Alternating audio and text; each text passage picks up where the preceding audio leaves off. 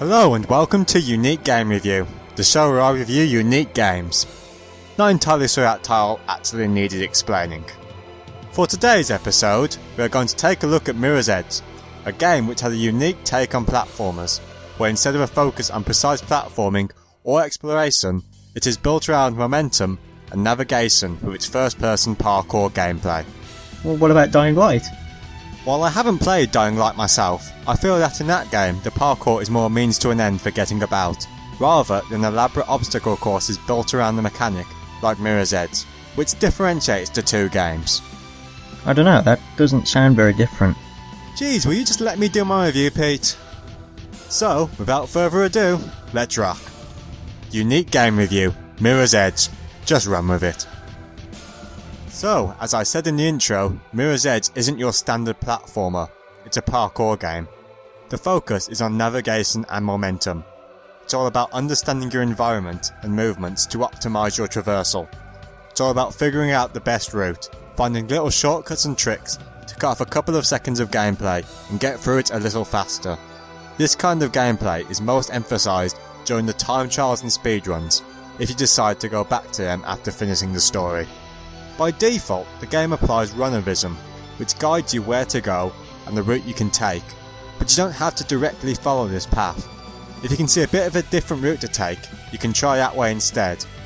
But unfortunately, occasional foibles where the movement doesn't work quite as it should feel worse due to breaking this momentum. Though I've got to say, I think the controls really help with the approach to the movement the game takes. At its best, it keeps it simple, with the controls being handled by the sticks and the shoulder buttons. This keeps the focus on your own movement, rather than having to remember complicated button combinations. Though for some reason, the game decides that when interacting with buttons and other objects, it should use a face button, when this could easily have been assigned to the attack button. Faith even punches some elevator buttons, so it seems a strange oversight that this wasn't used. And unfortunately, the combat adds two more face buttons for slow-mo and disarms, undermining the simplicity the main control style maintains.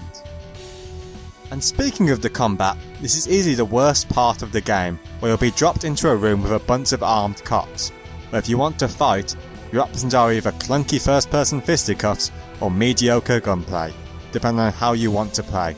Personally, I avoided the guns, as there are more than enough shooters, so I don't need to bring this aspect into other games. And there is actually an achievement/trophy for doing so.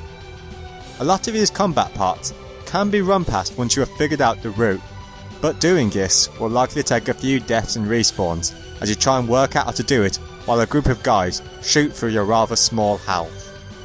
Though, in the worst of these combat parts, you can't run past it and have to take out at least some of the guards. In particular, there is one where you have to turn a valve and there's a guy with an LMG standing in front of it, forcing you into taking him and his friends out, stopping me from doing the running that I do want to do. But other than the combat parts, the game does a pretty good job of handling the pacing. It fluctuates between more high intensity parts, like chases along rooftops, and quieter parts, like slower climbs through interior areas. It prevents the high intensity parts becoming overwhelming, and even emphasises these, by contrast to the lower intensity parts. Also, the game is quick reloading checkpoints, getting you right back into it, but these checkpoints can often be poorly placed, popping up right before a less exciting part, i.e. running down an empty corridor or waiting for a gate to open, which undermines the fast reloading. And now, moving away from the gameplay, I find the music quite fitting for this. It mostly has a more mellow electronic style, though when needed, it can pick up to match the higher intensity, which again, contrasts with the normal mellow style, emphasising its intensity. And the graphics do a great job as well. They reflect the simplicity of the controls, using mostly white and bright colours. This makes it easy to navigate, as well as allowing the runnervision's guiding red to stand out. Though I don't have as nice things to say about the story, it's probably the worst part of the game. The setting is a near future Big Brother state, where the people have chosen security over freedom. But the game doesn't really do anything with this setting, instead going with a character-driven conspiracy/framing story. But all the plot twists are fairly predictable, and the characters aren't really developed or interesting enough to support a character-driven story. Take Faith, the main character, for example. See is a runner, someone who works on the edge, the mirror's edge, of society, with jobs outside the government surveillance. She's snarky, she doesn't seem to care about killing anybody, so do it in cutscenes even if you choose non-lethal gameplay. And that's about it for her. The main motivation for the game is saving her sister Kate, who isn't given any character.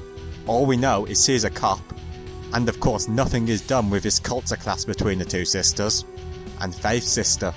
That is all the character she is given, for the person who is meant to be our main motivation. It seems like the writers took the lazy shortcut of family, so care. It also suffers heavily from being a planned trilogy. There's a lot of setup without payoff, and given that the next Mirror's Edge is a reboot, it's also very pointless. Now I've saved this till last, because I want to moan about the end of the game in more detail, so let me give an obvious spoiler alert. Obvious spoiler alert. The only conclusion of the game is that we are with Kate at the end. We haven't cleared her name, we haven't seen or confronted the high-ups of the government or the security company, we haven't done anything about the evil project to eliminate runners or the friend who betrayed us. Nope, Faith's just with her sister on a roof. A roof that moments ago had armed guards on it, that the game seemed to just forget about. I don't think I even need to argue why his ending is bad. I think just describing it showed that. And with that rant, we wrap up this video. Well, thanks for watching. And you know what's been bothering me? Mirror's Edge. Who uses the edge of a mirror? If you want to use a mirror, what you're after is that big flat part on the front. That's where you'll be getting the reflection, not the edge. And most mirrors come in some kind of frame anyway. So to even get to the edge, you've got to pick up the mirror and then take out the frame to even access it.